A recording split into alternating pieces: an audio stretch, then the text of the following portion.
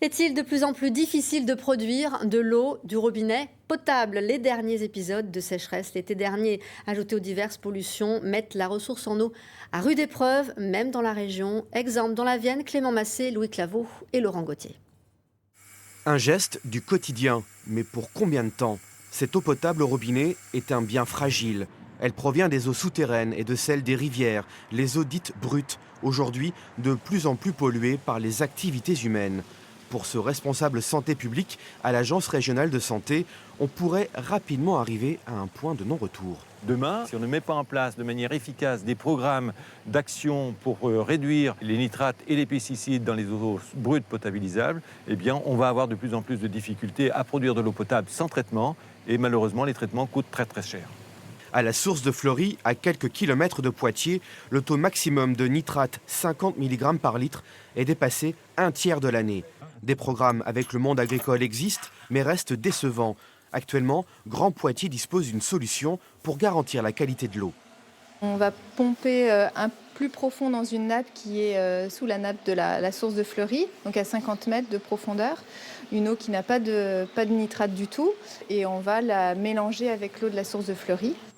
Un second mélange avec les eaux du Clin est nécessaire plus loin, à la station de Bellejoine, pour obtenir une eau dans les normes. La qualité de l'eau, une compétence de l'agglomération. À sa demande, la préfecture vient de soumettre le site de Fleury à des contraintes environnementales fortes.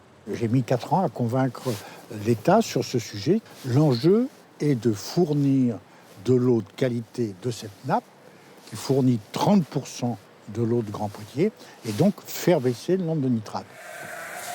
Le monde agricole, souvent pointé du doigt dans ce dossier, s'engage petit à petit.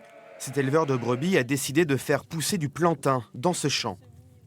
C'est une plante que j'ai implantée donc, au mois d'août, qui a des vertus médicinales, qui permet de diminuer un petit peu les traitements sur les animaux. Donc, puis qu'il était à l'avantage de fournir une quantité de fourrage assez importante, un peu plus importante qu'une prairie normale. L'éleveur est gagnant, son partenaire, le syndicat Hauts-de-Vienne, aussi. Sur ces terres, les taux en azote demeurent en dessous des normes, mais ne cessent d'augmenter. Le syndicat des eaux anticipe donc, rachète des terres mises en prairie et louées à l'exploitant. L'objectif, en fait, c'est de réduire le risque de transfert de ces pollutions vers la ressource.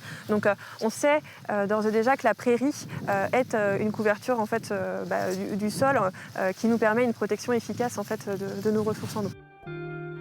Et s'il fallait une preuve à l'affirmation « terre propre, eau propre », la réserve naturelle du Pinail apporte une démonstration ancestrale. On s'aperçoit que souvent des zones humides ont des capacités pour dénitrifier, c'est-à-dire enlever les nitrates qui sont dans l'eau de façon totalement naturelle.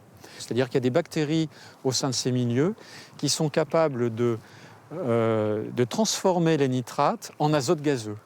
Le Pinail, une véritable éponge pour retenir l'eau l'hiver et la restituer l'été. Pourtant, ici comme ailleurs, le milieu naturel subit les assauts des actions de l'homme, du changement climatique. On a perdu 37% des marques en 30 ans. Et ces 30 dernières années, on a perdu 50% des zones humides. Donc après, on ne peut pas s'étonner de voir des dysfonctionnements, des qualités d'eau qui baissent, parce que tous ces services gratuits, on ne les a plus. Ici, les mares restituent l'eau tout doucement vers les cours d'eau dont la Vienne et le Clin. Une eau purifiée, d'autant plus précieuse. Pour ces fins connaisseurs, il est urgent de préserver ces espaces naturels, de les laisser prospérer même. La qualité de l'eau au robinet et à moindre coût en dépend.